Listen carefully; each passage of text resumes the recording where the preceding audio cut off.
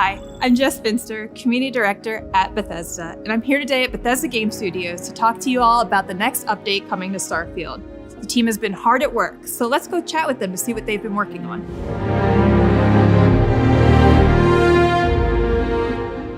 So with Update 4 on the horizon, what are some of the new features that players have to look forward to?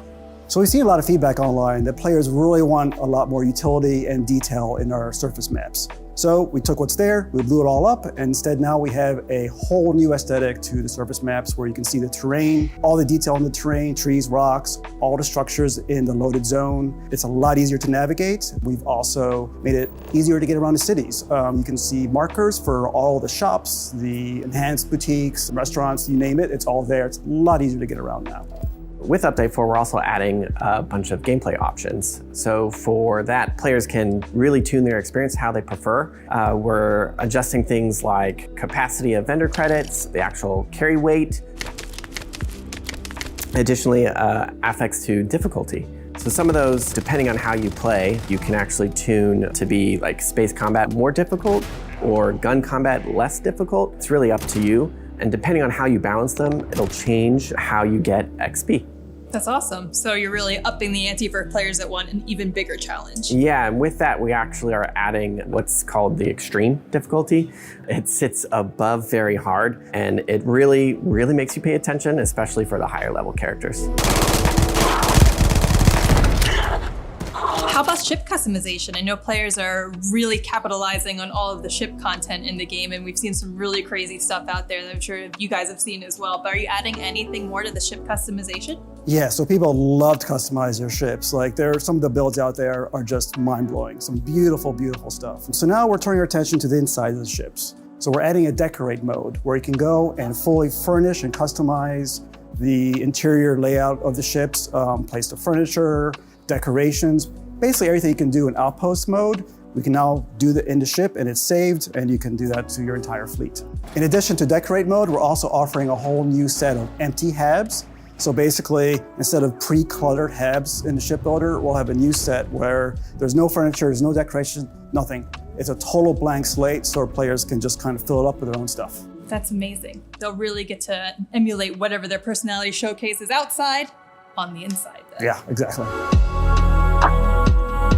New Game Plus. Is there anything being added to this update that helps the players after they've completed the campaign to return to the game?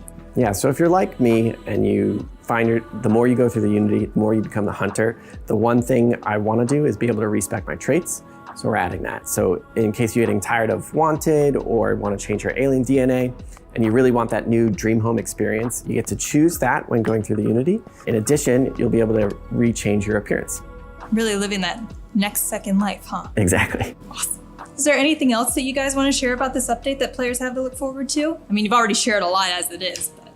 We're focusing now on our Xbox Series X players with this update. We're giving them some settings where they can help prioritize between performance or visual.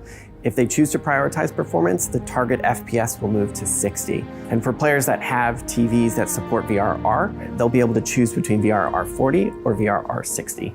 In addition to the new features we just talked about, there are a couple of quality of life updates that we're introducing. One of them is you can now toggle dialogue cameras off. So instead of getting that sort of focus zoom in on whatever NPC you're talking to, it just stays in normal default camera mode. It's a little more immersive that way. Some players may prefer that. Love it. In addition to that, we're making the container and barter menus a bit more usable. We've added some tabs along the top, so it's easier to sort of see what container or what inventory you're looking at, whether it's yourself or your ship. And it's just easier to navigate. Basically, inventory and item management, it's a small thing, but it actually, I think, makes it a lot nicer.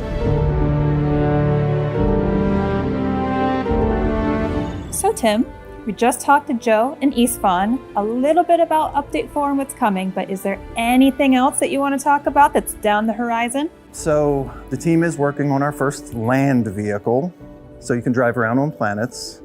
Obviously, we're working on more quests and the massive Shattered Space expansion. That's all very exciting. What about creations? Anything you can share there? I think we mentioned it earlier this year, but we've sent out our beta toolkit to verified creators, so hopefully more information on that soon. That's awesome. Thank you so much for your time, Tim. Hey, no problem, Jess. That's all we have time for today. Thank you so much for joining us and for your continued feedback. Just a reminder, the update is available in Steam Beta today and will be available on all platforms later this month. So we'll see you in the stars.